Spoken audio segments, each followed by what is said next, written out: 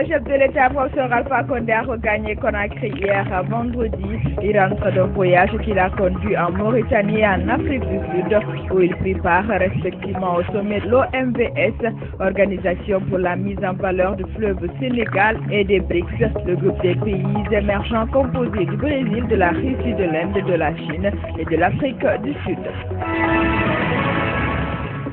Le ministre délégué à la Défense nationale poursuit sa tournée de sensibilisation et d'information dans les 5 communes de la capitale. Maître Abdoul Kabele Kamara et sa suite étaient vendredi dans la commune de Matam.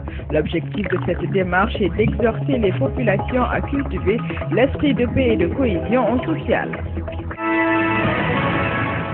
L'ADP, le collectif, le CDR et le FDP, 4 entités politiques réunies désormais sous la bannière justice de l'opposition dite républicaine, n'en démordent pas.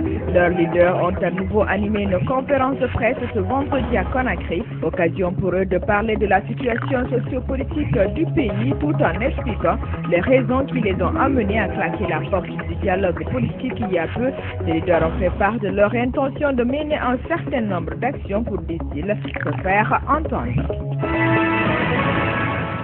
Les travaux de la session de formation des inspecteurs sectoriels des différents départements ministériels se sont achevés ce vendredi à Conakry à l'initiative du cadre permanent des corps de contrôle et de la Banque mondiale. Les participants se sont penchés sur le thème méthodologie et outils d'élaboration de la cartographie et du plan d'audit basé sur les risques. Plusieurs recommandations ont été formulées comme l'instauration des voyages d'études.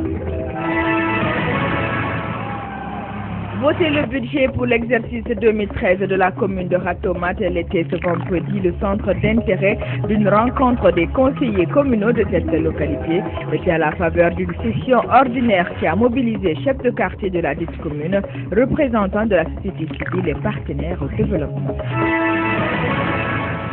La lutte contre la criminalité et l'insécurité par le biais d'une gestion intégrée de la sécurité est le thème principal d'un projet de recherche qui s'étend sur 2 ans. Il a été lancé ce vendredi à Conakry. Il concerne 3 pays de la sous-région ouest africaine, dont la Guinée. L'objectif est d'enquêter sur des voies et moyens visant à améliorer la gouvernance sécuritaire pour une coordination des stratégies. L'éducation civique au cœur d'un atelier national de formation qui a démarré ses travaux vendredi était une initiative de l'Association des anciens boursiers guinéens du gouvernement américain en faveur des citoyens pour les élections législatives réussies en Guinée et le directeur du département logistique de la CENI qui a présidé la cérémonie d'ouverture.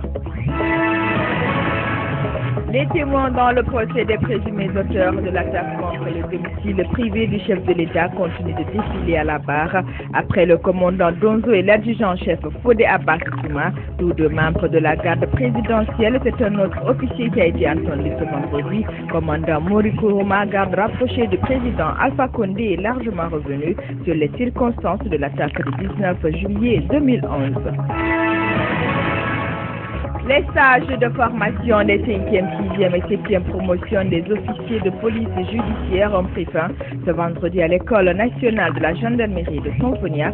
Et pour la circonstance, les officiers concernés ont reçu leur satisfecit des mains de leurs formateurs. C'était à l'occasion d'une cérémonie qui a mobilisé notamment les responsables du haut commandement de la gendarmerie nationale.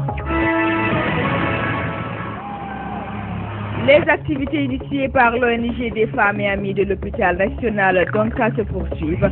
Après l'assainissement jeudi de ce centre hospitalier, c'était vendredi la lecture du Saint-Coran pour l'évolution de l'hôpital et la concorde sociale entre tous les fils du pays.